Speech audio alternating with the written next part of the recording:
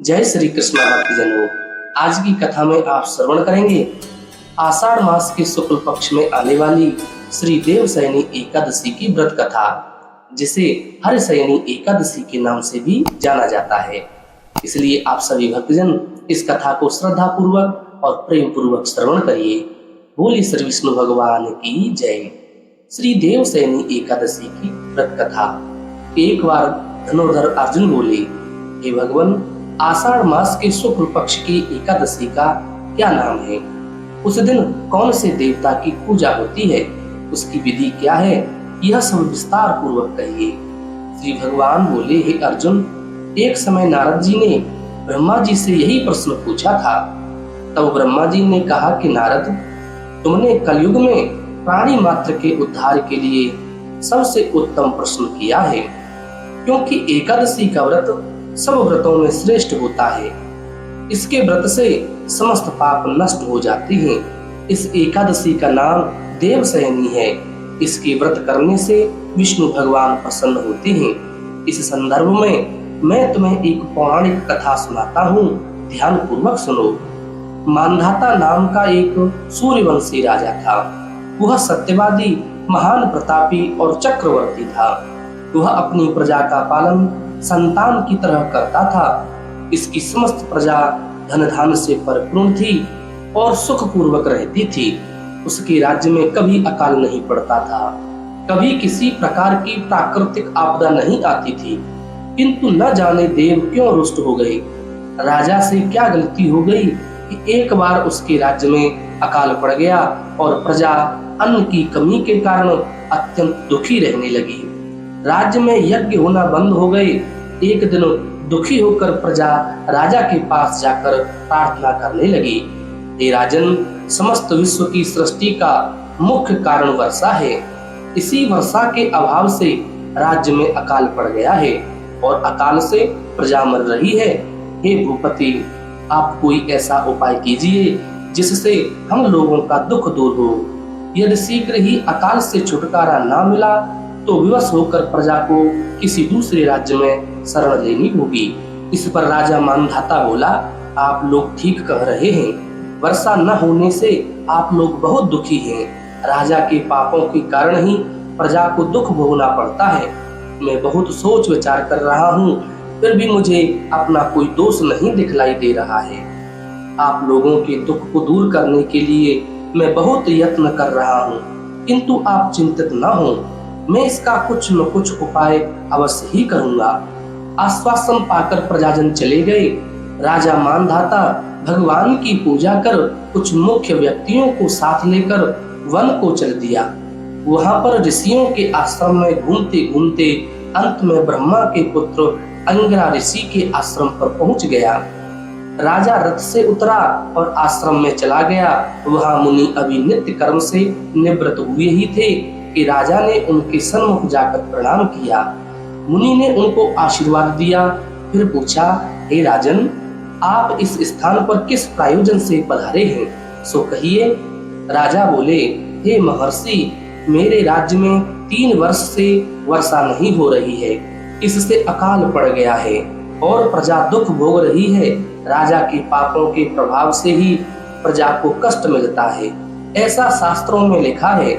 मैं धर्मानुसार राज्य करता हूँ, फिर यह अकाल कैसे पड़ गया इसका मुझे अभी तक पता न लग सका। अब मैं आपके पास इसी संदेह की निवृत्ति के लिए आया हूँ।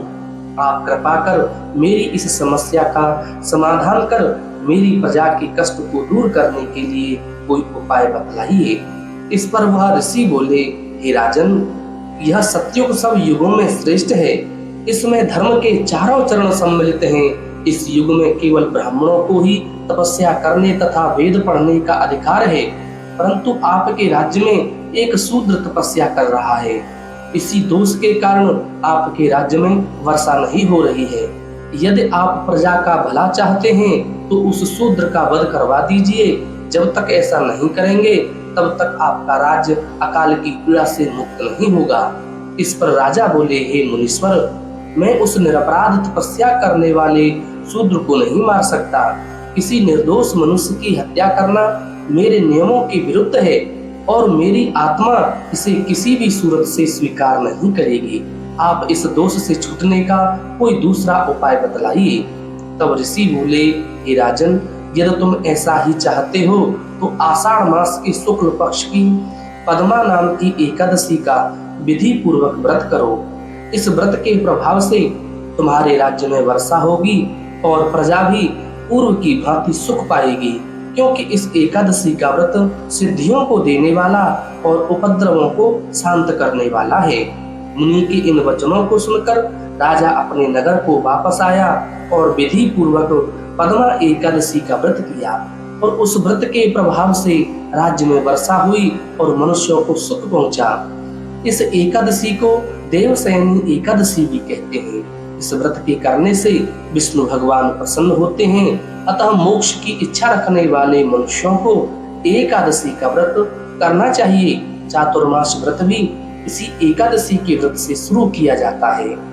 कथा का सार है, अपनी किसी समस्या से छुटकारा पाने के लिए किसी दूसरे का अहित नहीं करना चाहिए। अपनी शक्ति से और भगवान पर पूरी श्रद्धा और आस्था रखकर संतों की कथानुसार सत्कर्म करने से बड़ी बड़ी विपदाओं से छुटकारा मिल जाता है। बोले श्री विष्णु भगवान की जय। अब हम आपको बताएंगे चातुर्मास के विधान के बारे में। चातुर्मास क्या है? आगे कुंती पुत्र अर्जुन बोले, हे मधुसूदन, विष्णु भगवान का शयन व्रत किस प्रकार किया जाता है, सो सब कृपा पूर्वक कहिए। श्री कृष्ण बोले, हे अर्जुन, अब मैं तुम्हें विष्णु के शयन का व्रत विस्तार से कहता हूँ, इसे ध्यान पूर्वक स्मरण करो। जब सूर्य नारायण कर्क राशि में स्थित हो तब भगवान विष्णु शयन करते हैं, और जब सूर्य नारायण तुला राशि में आते हैं तब भगवान उठते हैं। लौंद अधिक माह के आने पर भी विधि इसी प्रकार रहती है। इस विधि से अन्य देवताओं को शयन न करना चाहिए। आषाढ़ मास के शुक्ल पक्ष की एकादशी का विधि पूर्वक व्रत करना चाहिए।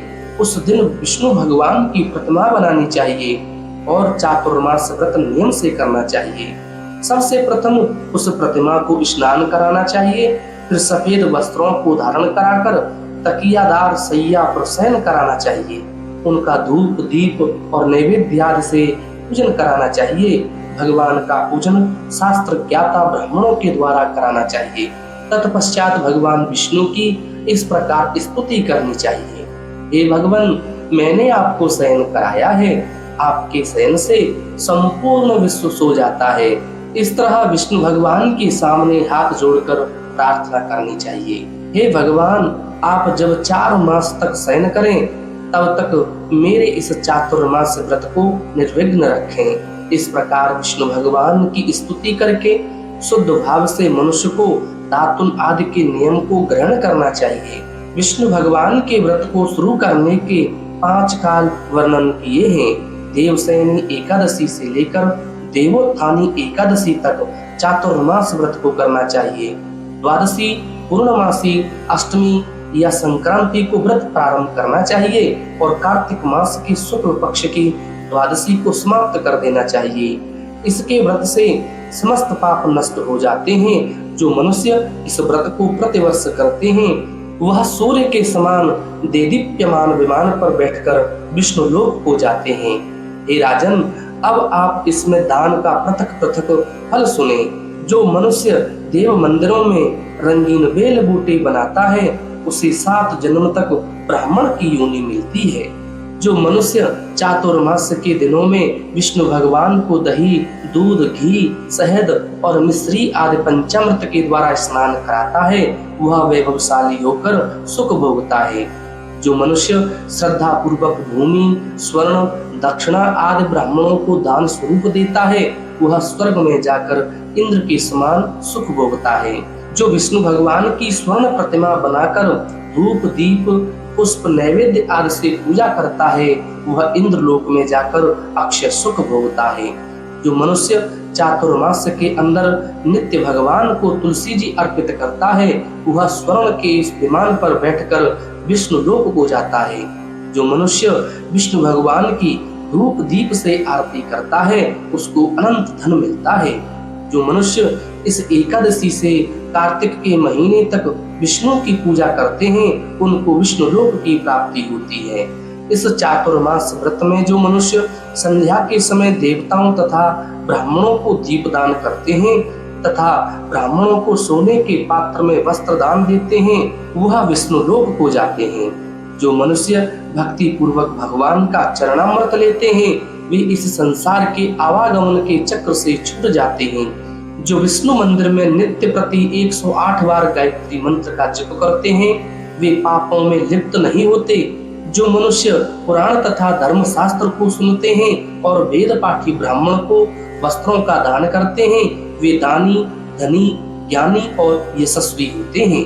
जो मनुष्य भगवान या शिव जी का स्मरण करते हैं और अंत में उनकी प्रतिमा दान करते हैं, वह पापों से रहित होकर गुणवान बनते हैं। जो मनुष्य सूर्य नारायण को अर्घ्य देते हैं और समाप्ति में गौदान करते हैं, वे निरोगता, दीर्घ आयु, कीर्ति, धन और बल पाते हैं। चातुर्मास में जो मनुष्य गायत्री मंत्र द्वारा तिल से होम करते हैं और चातुर्मास समाप्त हो जाने पर तिल का दान करते हैं, उनके समस्त पाप नष्ट हो जाते हैं और निरोग शरीर मिलता है तथा अच्छी संस्कारशील संतान उत्पन्न होती है।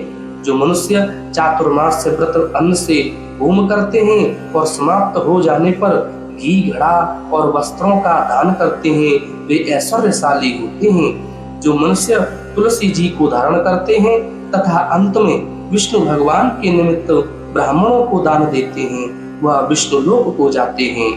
जो मनुष्य चातुर्मास व्रत में भगवान के शयन के उपरांत उनके मस्तक पर नित्य प्रति दूध चढ़ाते हैं और अंत में स्वर्ण की दूर्वा दान करते हैं तथा दान देते समय जो इस प्रकार की स्तुति करते हैं कि हे दूर्वे, जिस भांति इस पृथ्वी पर शाखाओं सहित फैली हुई हो, उसी प्रकार मुझे भी अजर अमर संतान दो।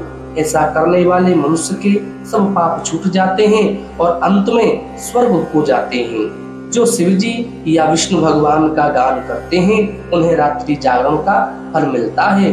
जो मनुष्य चातुर्मास व्रत करते हैं, उनको उत्तम ध्वनि वाला घंटा दान करना चाहिए और इस प्रकार स्तुति करनी चाहिए, हे भगवान, हे जगदीश्वर, आप पापों का नाश करने वाले हैं। मेरे न करने योग्य कार्यों को करने से जो पाप उत्पन्न हुए हैं, आप उनको नष्ट कीजिए। चातुर्मास व्रत के अंदर जो नित्य प्रति ब्राह्मणों का चरणामृत पान करते हैं, वे समस्त पापों तथा दुखों से छूट जाते हैं और आयुवान, लक्ष्मीवान होते हैं। चातुर्मास में प्रजापत्य तथा चंद्रायण व्रत पद्धति का पालन भी किया जाता है।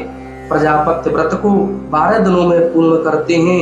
व्रत आरंभ से पहले 3 दिन 12 ग्रास भोजन प्रतिदिन लेते हैं, फिर आगामी 3 दिनों तक प्रतिदिन 26 ग्रास भोजन लेते हैं। इसके आगे के 3 दिनों तक 28 ग्रास भोजन लिया जाता है और इसके बाद बाकी बचे 3 दिन निराहार रहने की परंपरा है।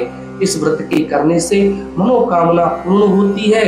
व्रत करने वाला साधक प्राजापत्य व्रत करते हुए चातुर्मास के हेतु उपयुक्त सभी धार्मिक कृत्य जैसे पूजन, जप, तप, दान, शास्त्रों का पठन पाठन तथा कीर्तनादि करता रहे। हे अर्जुन, इसी प्रकार चंद्रायण व्रत भी किया जाता है। अब इस व्रत की विधि सुनो। यह व्रत पूरे माह किया जाता है। पापों की निवृत्ति के लिए किया जाने वाला यह व्रत बढ़ता घटता रहता है। इसमें अमावस्या को 1 ग्रास, प्रतिपदा को 2 ग्रास, द्वितीया को 3 ग्रास भोजन लेते हुए पूर्णिमा के पूर्व 14 ग्रास और पूर्णिमा को 15 ग्रास भोजन लेना चाहिए। फिर पूर्णिमा के बाद 14, 13, 12, 11 ग्रास इस क्रम में भोजन लेते हुए भोजन की मात्रा प्रतिदिन घटानी चाहिए। ये अर्जुन, भगवान श्री कृष्ण ने कहा, जो प्राजापत्य और चंद्रायण व्रत करते हैं, उन्हें इस लोक में धन संपत्ति, शारीरिक निरोगता तथा ईश्वर की कृपा प्राप्त होती है। इसमें कांसे का पात्र और वस्त्र दान की शास्त्रीय व्यवस्था है। चातुर्मास के समापन पर दक्षिणा से सुपात्र ब्राह्मणों को संतुष्ट करने का विधान है। चातुर्मास व्रत के समाप्त हो जाने के बाद ही गोदान करना चाहिए। यदि गोदान न कर सकें तो वस्त्र दान अवश्य करना चाहिए। जो ब्राह्मणों को नित्य प्रति नमस्कार करते हैं, उनका जीवन सफल हो जाता है और वे समस्त पापों से छूट जाते हैं। चातुर्मास व्रत की समाप्ति में जो ब्राह्मणों को भोजन कराता है उसकी आयु तथा धन में वृद्धि होती है। जो अलंकार सहित बछड़े वाली कपिला गाय वेद पाठी ब्राह्मणों को दान करते हैं वे चक्रवर्ती आयुवान पुत्रवान राजा होते हैं और स्वर्ग लोक में प्रलय के अंत तक इंद्र के समान राज्य करते हैं। जो मनुष्य सूर्य भगवान तथा गणेश जी को नित्य नमस्कार करते हैं उनकी आयु तथा लक्ष्मी बढ़ती है और यदि गणेश जी प्रसन्न हो जाएं तो वे मनोवांछित फल पाते हैं। गणेश जी और सूर्य की प्रतिमा ब्राह्मण को देने से सब कार्यों की सिद्धि होती है। जो मनुष्य दोनों ऋतुओं में महादेव जी की प्रसन्नता के लिए तिल और वस्त्रों के साथ तांबे का पात्र दान करते हैं उनके यहाँ स्वास्थ्य सुंदर से भक्ति संतान होती है। चातुर्मास व्रत की समाप्ति पर चांदी या तांबा पात्र गुड़ और तिल के साथ दान करना चाहिए। जो मनुष्य विष्णु भगवान के शयन करने के उपरांत यथाशक्ति वस्त्र और तिल के साथ स्वर्ण दान करते हैं उनके समस्त पाप नष्ट हो जाते हैं और वे इस लोक में भोग तथा परलोक में मोक्ष प्राप्त करते हैं। चातुर्मास व्रत के समाप्त होने पर जो शैया दान करते हैं उनको अक्षय सुख मिलता है और वे कुबेर के समान धनवान होते हैं। वर्षा ऋतु में जो गोपी चंदन देते हैं उन पर भगवान प्रसन्न होते हैं। चातुर्मास में एक बार भोजन करने वाला भूखे को अन्न देने वाला भूमि पर शयन करने वाला अभिष्ट को प्राप्त करता है। इंद्रिय निग्रह कर चातुर्मास व्रत का अनंत फल प्राप्त किया जाता है। श्रावण में शाक, भादों में दही, आश्विन में दूध और कार्तिक में दाल का त्याग करने वाले निरोगी होते हैं। चातुर्मास व्रत का पालन करने पर उद्यापन किया जाए। जब भगवान को शैया त्यागने का अनुरोध करें तब विशेष पूजन करना चाहिए। इस अवसर पर निर्भिमानी विद्वान ब्राह्मण को अपनी क्षमता के अनुसार दान दक्षिणा देकर संतुष्ट करना चाहिए। हे पांडुनंदन, देवशयनी एकादशी और चातुर्मास का महात्म पुण्य फलदायी है। इससे मानसिक रोगों की शांति और भगवान विष्णु के प्रति निष्ठा बढ़ती है। कथा का सार इस प्रकार है। चातुर्मास से भगवान विष्णु की कृपा प्राप्त करने के लिए लगभग 4 माह तक किया जाने वाला व्रत है। इस व्रत को देवशयनी से देवोत्थान एकादशियों से जोड़ने से प्रभु के प्रति अपना अनुराग दृढ़ होता है। चातुर्मास चौमासे में जब भगवान श्री हरि विष्णु शयन करते हैं उस समय कोई भी मांगलिक कार्य नहीं किए जाते हैं। मांगलिक कार्यों का आरंभ देवोत्थानी एकादशी से पुनः प्रारंभ करते हैं। बोलिए विष्णु भगवान की जय। ऐसी ही सुंदर कथाओं को श्रवण करने के लिए कृपया आप हमारे चैनल आध्यात्मिक एस्ट्रो को जरूर सब्सक्राइब करें।